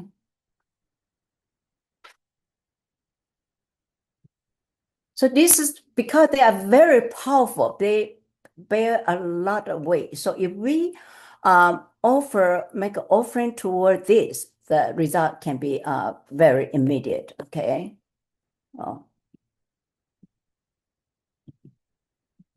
Can I say something here?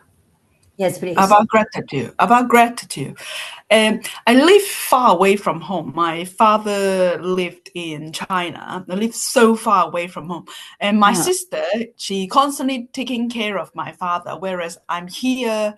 Compared to my sister, I really rely totally almost on my sister looking after my father.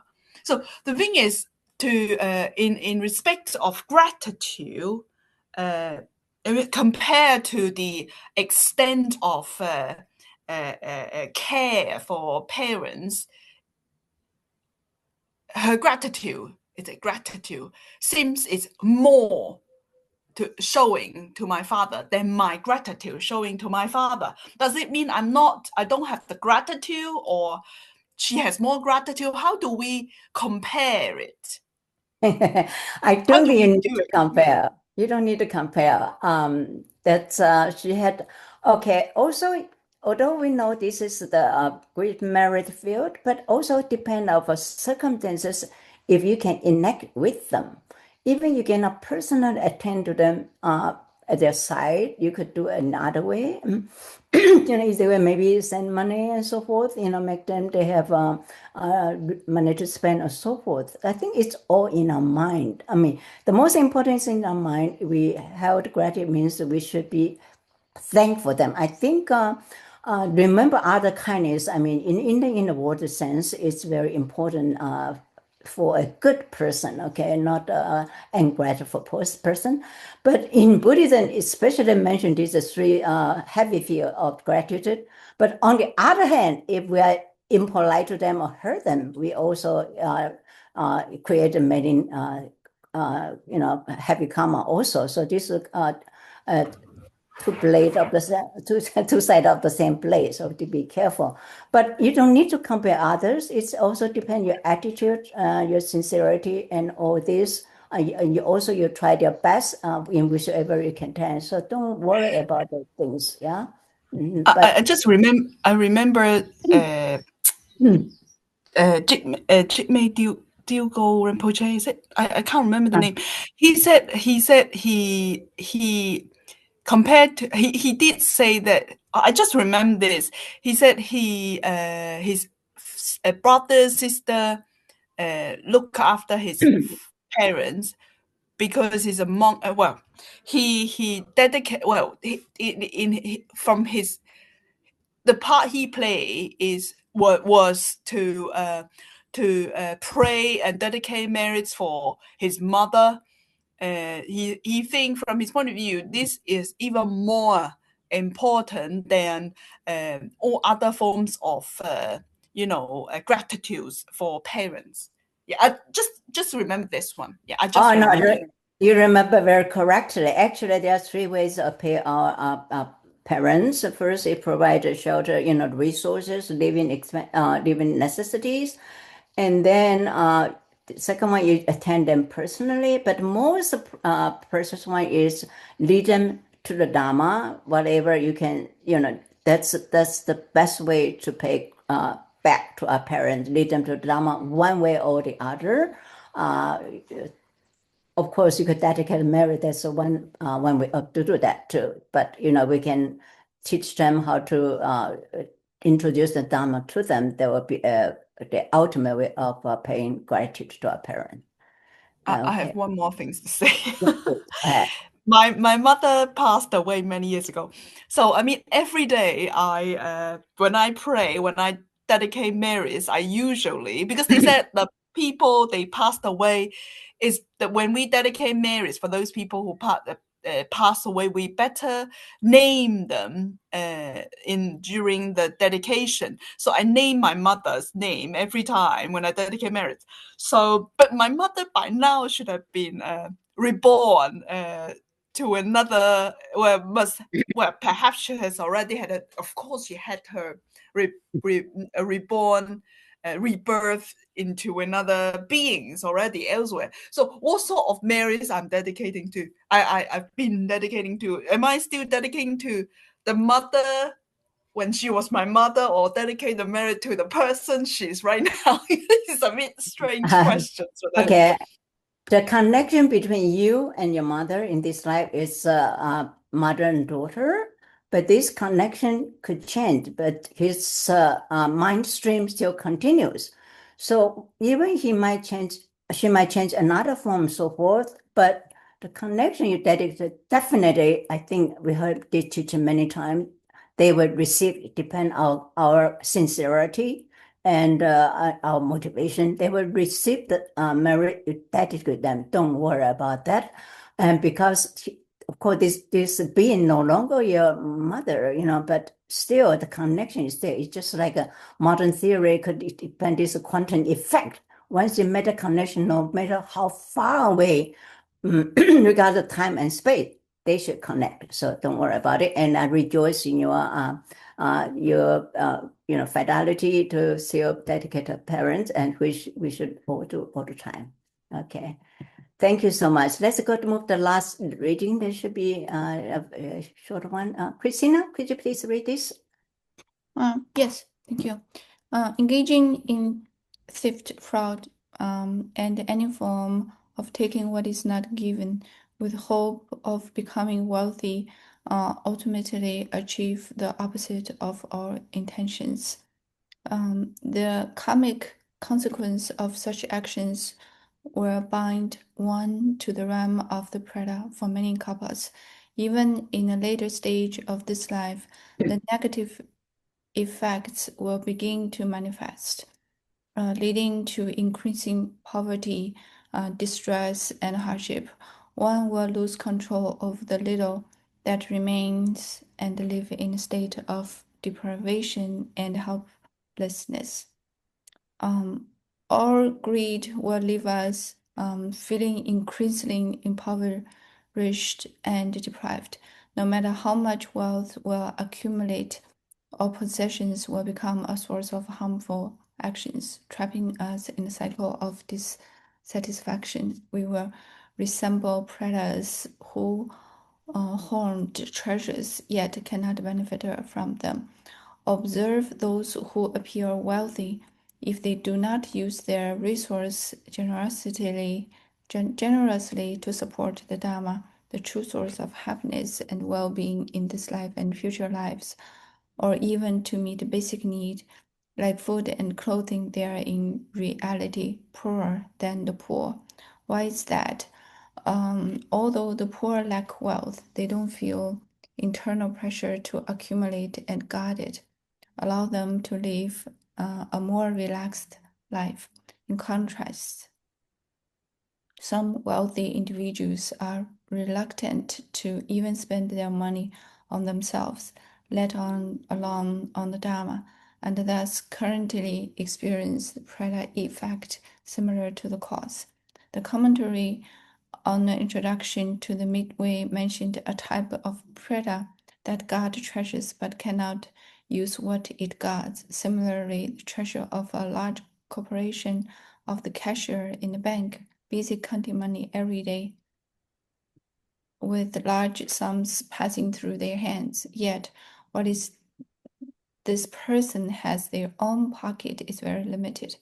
The current Preta-like experience is a karmic effect similar to the cause resulting from past impure generosity. The sutra on the question of Vasa covers 33 types of impure generosity, such as offering meat.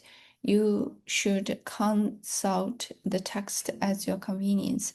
If you engaged in impure generosity in a previous life, you may become slave of money in this life, handling money daily while being deprived and have no control over it. To summarize, it is crucial for us practitioners to be content what we have and refrain from excessive desires.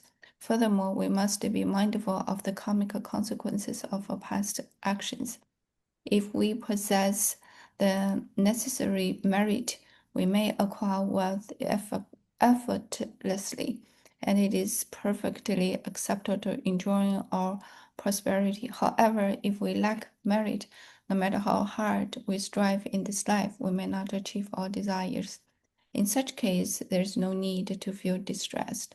As long as we can support ourselves, we should avoid harboring excessive desires and will not lead to unhappiness. Many people today, include some Tibetans, excessively greedy. They desire not only this but also that. They want too much, and sometimes if you lack sufficient merit to obtain what they desire, they report to acquiring money through inappropriate and even illegal means. This ultimately leads to their own suffering. In reality, the key to a person's happiness lies in their mind. If the mind is well tuned, it can effectively cope with both favorable and unfavorable situation life presents. However, if mind is consumed by desire, no matter how much we possess, we may still lack contentment. Therefore, we should lead a relatively simple life in line with our circumstances and avoid excessive desires. Albert Einstein said, "I believe that a simple and assuming manner of life is best for everyone, both for the body and mind." Whether we become wealthy also depends on the merit accumulated in previous lifetimes. Knowing this, we should neither become overly excited when we become rich nor overly upset when we become poor. It is important to make the best of whatever we have. This is very important. Thank you very much. Yes. How does this words strike you? I think the most Campbell's teaching how to train our mind. Yeah. Yeah, this is more like Campbell summarized whatever we have now is definitely connected to our karma, what we did in previous lives. Because of that, we should not overstress our effort to accumulate the wealth in the wrong way. And he also mentioned some of the people in this life, they only got the money, got the wealth. They are not spending it. Basically, it's also the karmic result of the specific karmic result. I see a lot of people like that. They have pretty quite an amount of money, but they are very they don't do donation. They are very calculated money every day. See what they set, what they make, calculated the stocks. For that, their mind is not relaxed, right? Because I think a lot of people is because they are not they cannot see through the phenomena, so they don't have the right understand. I mean, the wrong view, as we discussed the last time. Then they will not have a relaxed life, a proper way of life, you know, to accumulate the merit. So it's kind of compassion for those people, but for ourselves, because we account these teachings, we know the karma, and then we know whatever we have now is our karmic consequence, and then we know how to purify our bad karma, how to accumulate the merit. I think we are very lucky in that way. Thank you. Thank you very much. I think Campbell summarized this very important information that, if we have merit, people can vote effortlessly. So that's thing to know. It's better to practice merit than just thinking out resort to all kind of scheme to get money. And also very important thing is Campbell mentioned that the happiness is in the mind. So if we're content, we don't be bothered by thinking day and night how to make more money. Some of the rich is highly pressure, they live in a very stressful work life. So that's not good for health either. So here also Campbell mentioned that we should not have a practice mindset holding treasures, yet cannot benefit them or enjoy them. They are actually the slave of the money. So the causes surpass impure generosity. We have a little discussion later on. So the key to person happiness is having a well-tuned mind and being content and living a simple life, and it avoid excessive desires, so forth. So very important. So what is impure offering? I look up the 33 types of impure offering. It's pretty wordy, and but I think basically it's with attachment to reward, giving in a hope to receiving a gift, favor, or good karma in return. And then it might be out of ulterior motives, given one to earn a good reputation, status, in front of building, it bears my name, who donate this beauty and so forth, or to be praised by others, that's also impure. Under pressure, given because you are ashamed, intimidated, or coerced to do it. And also another thing mentioned not this year is offering like a meat and then guns, whatever to others. That's definitely impure offering. And then with like making a business deal, transaction mind, giving merely to reciprocate a gift that someone else give you previously. All this constitute impure offering. So we have to be careful about it. That's what is impure offering. Otherwise, it might get the result we do not want. Okay. So I think we come to the end of this session. Let's review what we have learned. Nima and Ifisha raised the hand. Ifisha, please. Please, go ahead. I'm fine. I could have waited. I just wanted to say, it's interesting what you just read, like giving with the intention to receive good karma. And that struck with me because in my own mind, my own limited mind, the entire point or the underlying point of the entire thing that we just went through was that practicing generosity leads to good karma. So whatever I'm doing, any act of generosity will ultimately lead to good karma. And that is a good enough reason for me to practice generosity. So it's unfair might be my word, but unfair is the wrong word. I just can't find a better one. It would be unfair now to think that given with the hope that I'll get good karma, or given with the hope that if I'm struggling or I'm suffering right now, I'm giving, obviously I'm practicing generosity, but yeah, it's also underlined with the hope that will change the suffering or the negative impacts, the effects of the negative karma that I'm experiencing now. And so to think then that is an impure offering feels a little, I don't know. It's nuanced, isn't it? I give because I want good karma, but then I can't give to get good karma. And so it's like an oxymoron, which I feel is a little hard to swallow. You just when you're giving, just don't think about the good karma. You just have to have higher motivation. Just by giving this, I will not receive any good karma. I will just may I have just collect some merits and I will dedicate to all sentient beings. That's it. It will not turn into the impure offering, but you just have to set your motivation. Just by giving this, I will collect merit and I will attain omniscient state, and I will give a lot more and more. And you just have to, you don't have to worry, I have just done an impure offering. It's just have to do with your motivation. That's But it. good merit equates to good karma. So even if I'm giving with the hope for good merit, it's good karma that I'm wanting in return. I mean, I understand it and I give it the motivation that I just want to be of benefit to other sentient beings.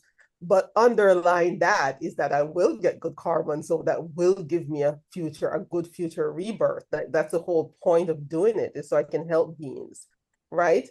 So I do need the good karma. Why can't I have the intention to have good karma? I don't see how that becomes impure. I can see everything else except that one. It's a number. Yeah, karma merit is different. When you do good things, when contaminated mind, you will collect good karma. It will just cycle the samsara. And if you, with higher motivation about altruism, and it will just do to that person, it will benefit them, not me. And you just do not think about yourself, just solely focus on the others benefit. It will automatically become merit. It depends on your mind. If I'm doing water offerings, and if I think in my mind, but I recite some prayers that may I collect some merit. But when I generated a thought that when I'm offering this water to the Buddhas, I will get some benefits and material benefits. When I think that it collided with the reciting prayers and the uh, just a higher motivation. And if there's a conclusion, if I'm just saying I will collect merit by some reciting, but by expressing that I will collect some merit, but I think in my mind that I will collect some, I will benefit from that making offering, I will get some material benefits. If I done that, I will just collect good karma. It will just circle in me, just in this ocean of suffering, and it will not benefit me in long term. It will just lead me to the higher realm. And if after the karma is exhausted, then the higher realm goes to the lower realm, which is hell realm, and it goes again and again and again. We endlessly rotate and revolve around the samsara, and we have to just renounce. We just have to offer material things to others with renounced mind. That thinking that whichever when I'm reincarnated into the any of the six realms, it will be just it will not satisfy me, and it will not satisfactory in the end. I will just have to renounce this kind of attitude, and I will just not for myself, but I will liberate all sentient beings who are so kind to me, but I cannot remember from the past life, because the poison of ignorance is so strong that we have forgotten our past lives because of the ignorance.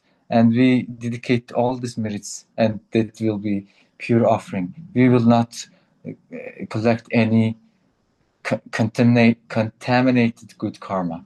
We will just collect some virtuous karma. I think virtuous karma. Yeah.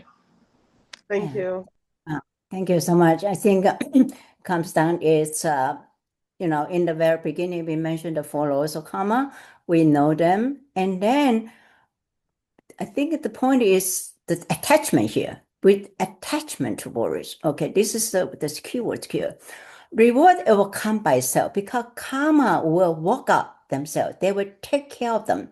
So we don't say, oh, I do this, I want to get, certain result. Then we become attached to it. So I think it's also Bart mentioned that when we do dedication, we make a big dedication first, for the benefit of all sentient beings. And that including ourselves, okay?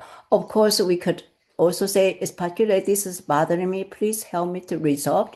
And then we could also make the dedication, may all people have the same problem be resolved, okay? Just open our field bigger, and then we won't be trapped into a narrow confine. Oh, I have to get it. I have to get. Who knows? Because karma is so complicated. We don't know what will come out. Even we do some good deeds, instead we got the bad result, and then we might start bitter. But that bad result probably is a purification process because we make this virtue, we purify our karma through minor, less severe, like going to the hell realm, the result. So it's very complicated. We cannot understand. All we can do is do our job and leave the result open. We don't specify, I need this. Even if we don't get, we might get wrong news. So be very careful about it. Thank you very much for to bring out this very important point. I wanna add one Yes, more thing please. for whatever we discussed. Actually, the main purpose of the Dharma is training the mind, right? The mind we practice generously, we practice the 6 parameters. Eventually, will leading to the wisdom. Basically, is bodhicitta. In bodhicitta, it's non-dual. Non-dual is no attachment. So that merit we accumulated whatever we do, we accumulated is uncontaminated merit. So uncontaminated merit were being with us forever, because or like what Bart said, or really our goal is lead all the sentient beings, right?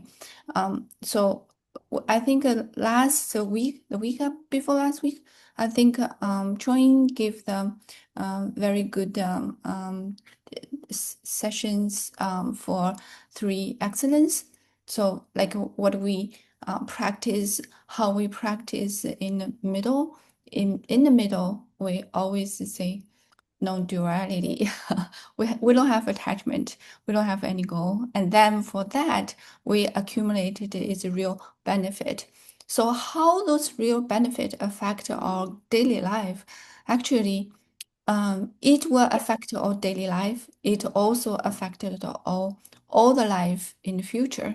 But how it affected is causes and effect, right? When the causes meet together, we will get the right good result. Like we can get the money, we can get rich, right away.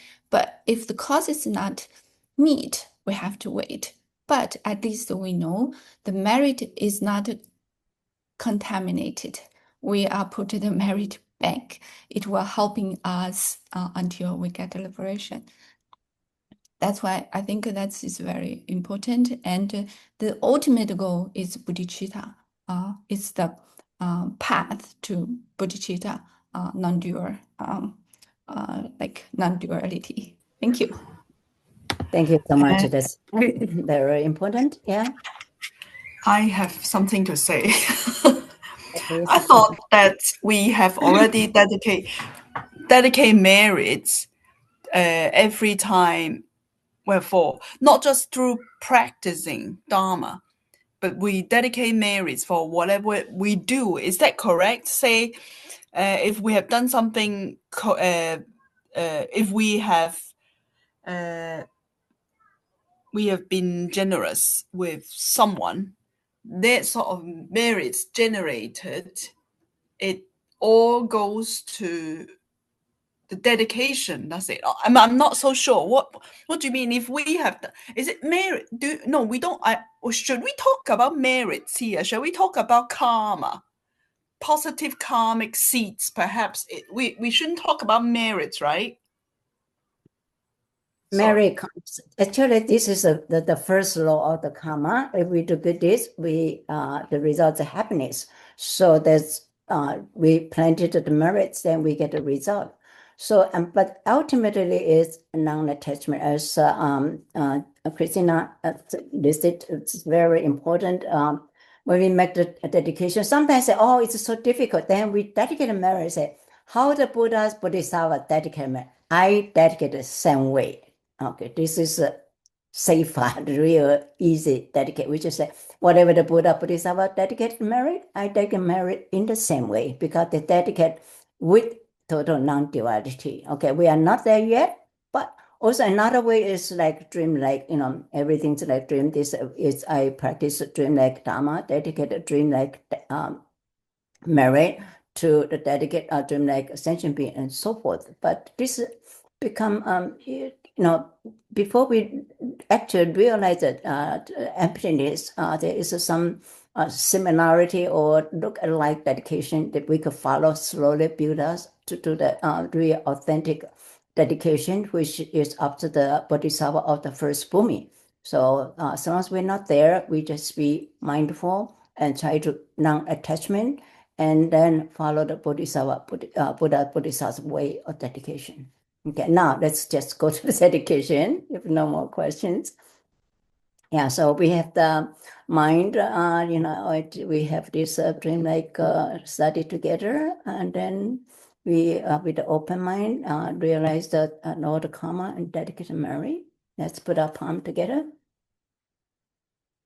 By this merit, may I attain omniscient Buddhahood and overcome all enemies, the mental afflictions. May I liberate all beings from the ocean of samsara and settled by the weight of birth, old age, sickness, and death. Just as the warrior Manjushri attained omniscience and samatha too, all this merit now I dedicate to train and follow in their footsteps. As all the Buddhas of past, present, future praise this aspiration as supreme. Now dedicate all these roots of virtue for all beings to perfect good actions. Home Penjakulu Pema Siddhi Home. Home Penjakulu Pema Siddhi Home. Home Penjakulu Pema Siddhi Home. So thank you very much, everybody, your attendance. We learned a lot today. The law of karma, to say the least. It's just very even Aha cannot tell it, but we just always remember this law of karma and be mindful and not, fixated on the results I must get, because the karma interaction is very complicated. We just do our job. Okay. Thank you very much. So we come to the end.